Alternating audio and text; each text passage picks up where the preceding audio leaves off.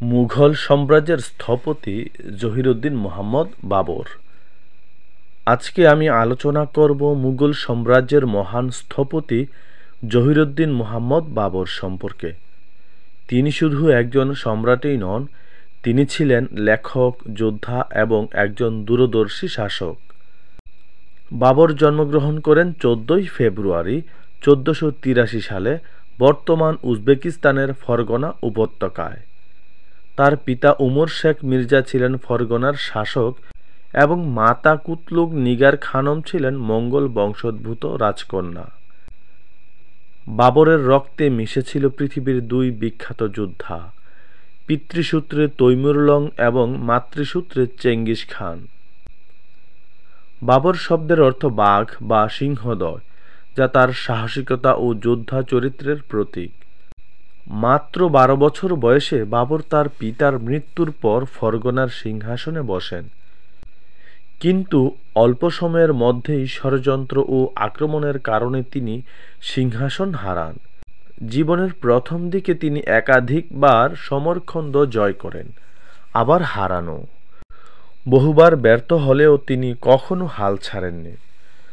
1504 সালে তিনি কাবুল জয় করেন এবং সেখানে দীর্ঘদিন শাসন করেন। এখান থেকেই তিনি ভারত জয়ের পরিকল্পনা করেন। 1526 সালে পানিপথের প্রথম যুদ্ধে তিনি দিল্লির সুলতান ইব্রাহিম লোদিকে পরাজিত করে ভারতীয় উপমহাদেশে মুঘল সাম্রাজ্যের ভিত্তি স্থাপন করেন। এ যুদ্ধেই তিনি প্রথমবার তোপ আর্টিলারি ব্যবহার করেন, যা ভারতীয় যুদ্ধনীতিতে এক নতুন যুগের সূচনা ঘটায়। ভারতে বাবরের শাসনকাল ছিল মাত্র 4 বছর, 1526 থেকে 1530। কিন্তু এই অল্প সময়ে তিনি প্রশাসনিক কাঠামো, সামরিক সংগঠন ও সংস্কৃতির যে ভিত্তি স্থাপন করেন, তা পরবর্তী 3 থেকে 400 বছর ধরে টিকে ছিল। বাবর ছিলেন সুন্নি মুসলমান, কিন্তু ধর্ম নিয়ে তিনি ছিলেন সহনশীল। তিনি মদ্যপান করতেন, কিন্তু জীবনের শেষ দিকে তা সম্পূর্ণ ত্যাগ করেন।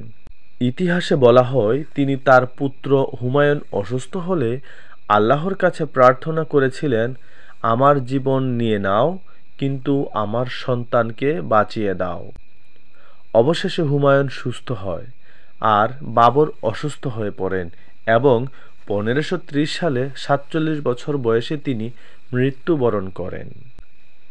বাবর সাহিত্যপ্রেমী ছিলেন। তিনি তুর্কি ভাষায় চকটাই তুর্কি নিজের আত্মজীবনী লিখেছিলেন। এর নাম তুজুক-ই বাবরি বা বাবরনামা। এটি পরবর্তীতে ফার্সি ভাষায় অনুদিত হয়। বইটিতে তার জীবনের ঘটনা, যুদ্ধ, প্রকৃতি ও মানুষের প্রতি ভালোবাসা বর্ণনা পাওয়া যায়। তার কবিতাগুলিতে প্রকৃতি, প্রেম ও জীবনের দর্শন ফুটে উঠেছে। তিনি বাগান ও স্থাপত্য ভালোবাসতেন।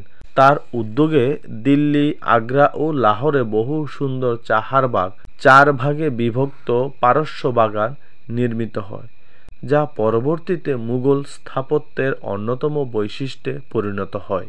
বাবর ছিলেন 10 জন স্ত্রীর স্বামী এবং তার সন্তান ছিল মোট 19 জন। তার মধ্যে সবচেয়ে বিখ্যাত হলেন হুমায়ুন, যিনি পরবর্তীতে তার উত্তরসূরি হন। তিনি ভারতবর্ষের গরম আবহাওয়া সহ্য করতে পারতেন না। তাই বাবর বলতেন, ফরগনা পৃথিবীর সবচেয়ে সুন্দর দেশ।